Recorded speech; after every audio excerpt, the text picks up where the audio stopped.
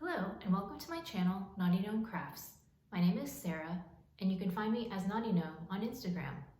It's time for another Friday Sews, but before we get started, I'm just going to share really quick what I'm wearing.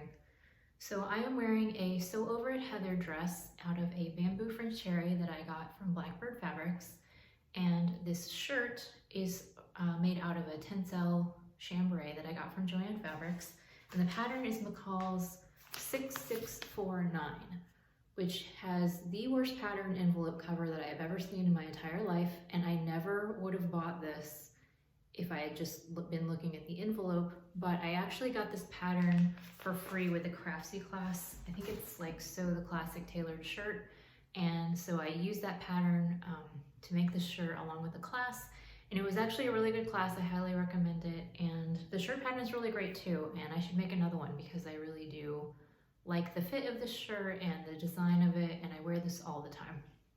So what did I sew this week? I finished two things today.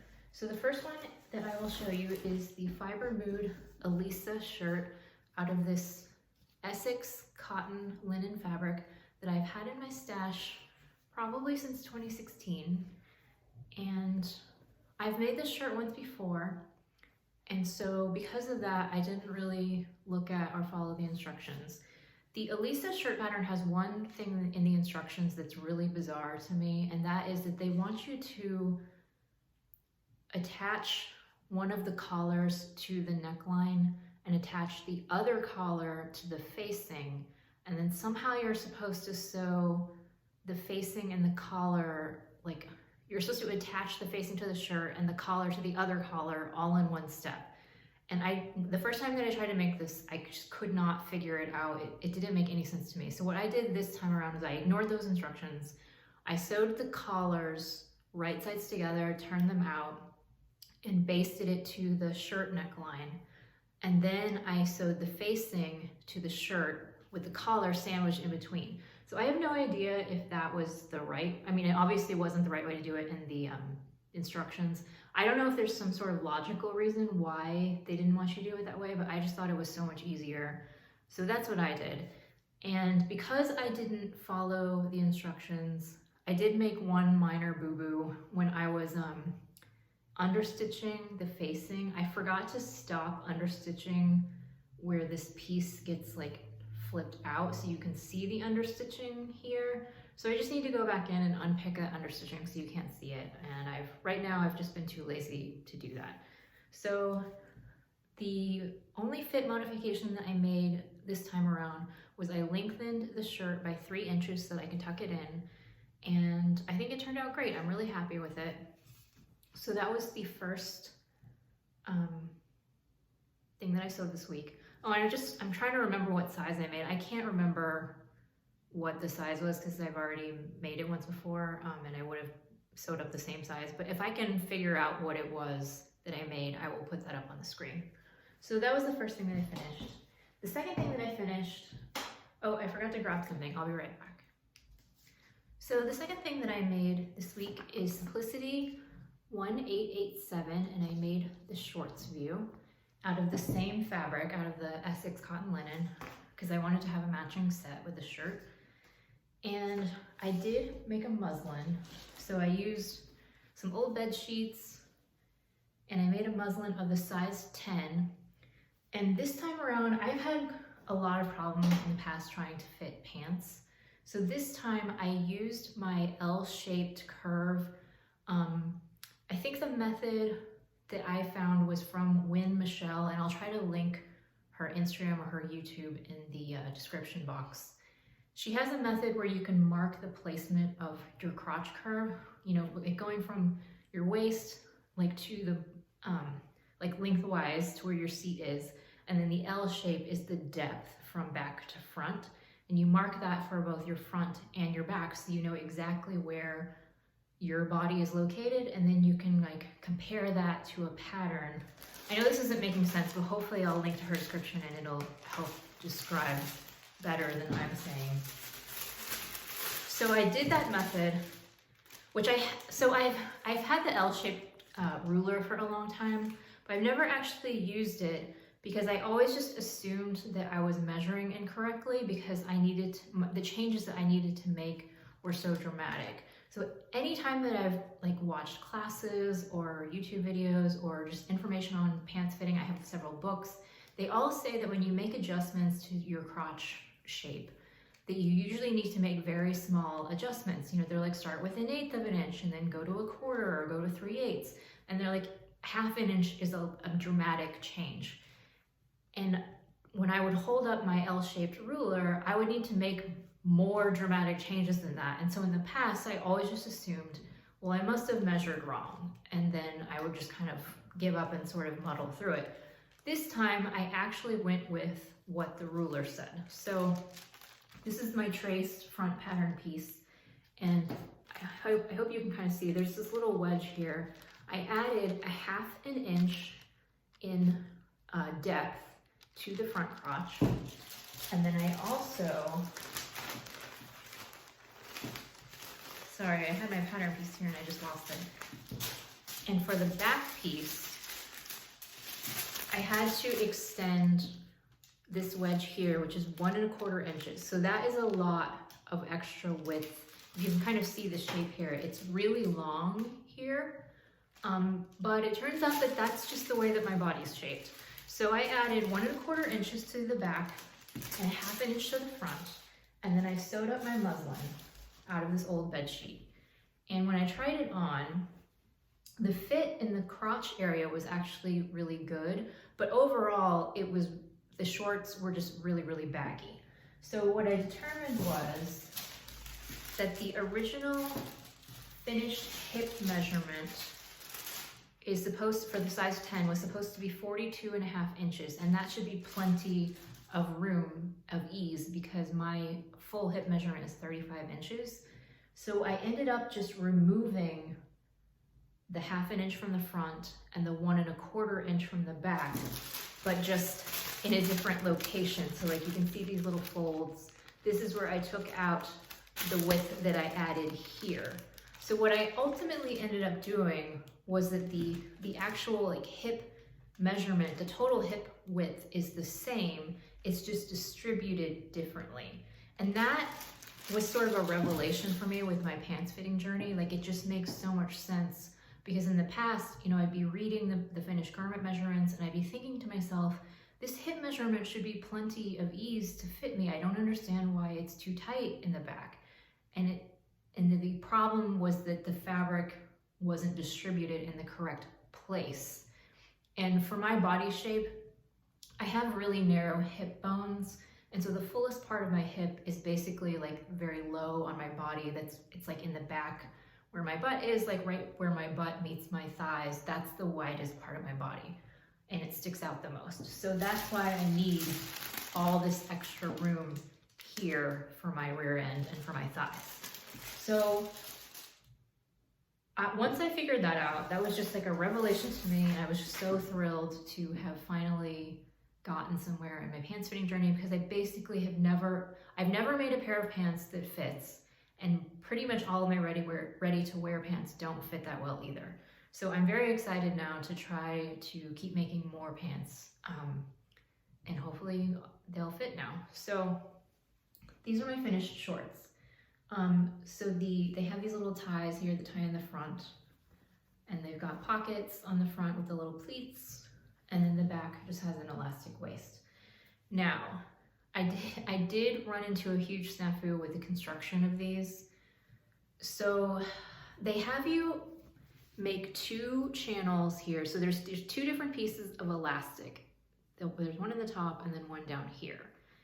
And when you make the casing for the elastic, they tell you to leave like a really, really small opening in the front. Like it's only like 2 inches in the center front. And if you'll notice, the elastic, sorry, the ties are in the way. The elastic doesn't actually start until the sides. So you've got like this teeny tiny opening here and you're supposed to be feeding these 2 elastics into the sides. And basically what was happening to me is that I couldn't get both of my elastics to take up the entire width of the elastic. Like no matter how hard I tried to like pull and pull and pull to get it to like the elastic to move through the channels, it would just get stuck in this like flat part here. So I tried to feed the elastics through like literally 6 times. And on the 6th try, I was just like, I don't care anymore. So I just stitched down the elastic. It ended up being much shorter than it was supposed to be. So the pants are tighter than I would really prefer. I can still get them on and they're not super uncomfortable, but they're definitely very tight fitting. Like ideally, I would have like maybe 1.5 to 2 inches of additional elastic width in the pants. But again, after 6 tries, I was like, I don't care anymore. So the other problem is that the elastic kept twisting. So the elastic is twisted in here, but again, after try number 6, I was just like, I'm not doing this again. So I'm very unhappy with the way that the elastic is put into these shorts, which is really sad because I actually wanted to make the pants version of this, and I'm not sure that I want to mess with this pattern again. I have some ideas that if I did want to do this again, I would just use 1 piece of wider elastic. I think that would make things a little simpler. And then I would probably just leave this front part completely unstitched so that when I started to feed the elastic through, I'm just starting it right here rather than trying to start it here and then have all this like flappy bits that I can't get to go into the casing. So yeah, that was frustrating. It was frustrating to like have such a win as far as fit goes and then like not be able to construct them the way that I really wanted. But like I said, they're a little bit tight, but I can still wear them. I don't like the twisted elastic thing, but most of the time I'm gonna be wearing a top like either over it or like, even if I tuck in my top, I usually like blouse it a little bit, so I don't think it's gonna be noticeable. But yeah, that was frustrating. But I did manage to finish these 2 things and they go together. I tried them on together and they look really cute. I don't have photos yet, but I will be posting those on Instagram probably next week sometime. Or actually no, probably the week after. But anyway, so that is what I sewed this week. So my sewing plans for next week are to make this skirt. I think I'm gonna try to make the midi length that like the model is wearing here. And I'm going to use this beautiful rayon fabric. This was in my May sewing plans. And I wanted to make this for the Sew Maxi for Mother's Day challenge. Mother's Day is this Sunday, so I might be too late, but I want to say that the challenge goes for another week. But even if it doesn't, I'm still going to sew this up and just have a nice summer skirt to wear. So I'm really excited about that. And then if I have time, I did receive my needle sharp box in the mail. And I don't have the fabric to show you because I've already serged it and it's in my laundry basket waiting to be washed. But the pattern that I got is from Deer and Doe, and I'm probably gonna butcher the name, but I think it's the Réglisse dress. I've never actually heard of this dress before. I've seen some of the Deer and Doe patterns, but just I've never seen this one. But I really liked that it's an easy fit pullover dress that has an elastic waist. And I think you can either do a faux button placket or this tie, and I think I'm going to do the tie version. And the fabric that I got is this really pretty floral rayon lawn. So I'm really excited to try this out. Like I said, I've never sewn a Deer and Doe pattern before, so I don't know how it's going to go. But yeah, that's why I subscribe to Needle Sharp, so I can try things that I never tried before. So that is my sewing plans for next week. So I just have a little bit of knitting to show you, and I was not prepared today, so I need to go grab it and I'll be right back. I needed a break from my diamond stitch sweater. As I said last week, I've been working on it since September and I'm just a little bit tired of it. So I went ahead and just said, you know what, I'm just gonna cast on something else because I feel like it. So I cast on a very simple pair of socks out of this opal sock yarn. It's a rainbowy sock yarn that has sparkle in it. Hopefully you can see that. And I'm doing a simple toe-up stockinette sock with a gusset and heel flap.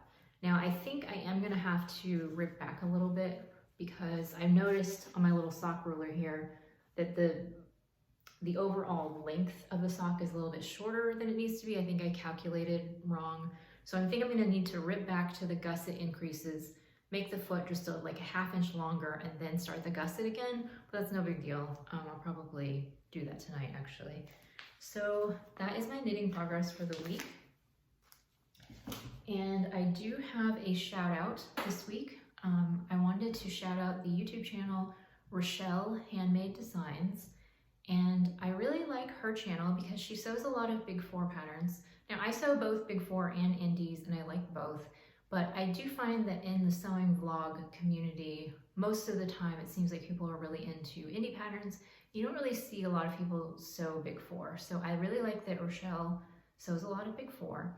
And she has these really cool sew-alongs, like right now she's doing this skirt series where I think she's making like 10 different skirts, like different styles of skirts, and she does sew-alongs, and so she's doing it at a really fast pace. I think she's doing like 1 skirt a week, so there's no way that I could actually keep up with that, but I might like kind of follow her sew-along just at my own pace and do more like 1 skirt a month or something. But I do think it's a really cool idea. She also does these collections where she'll kind of do like little capsule wardrobes for like work and stuff. So I just like the concepts that she has for her videos.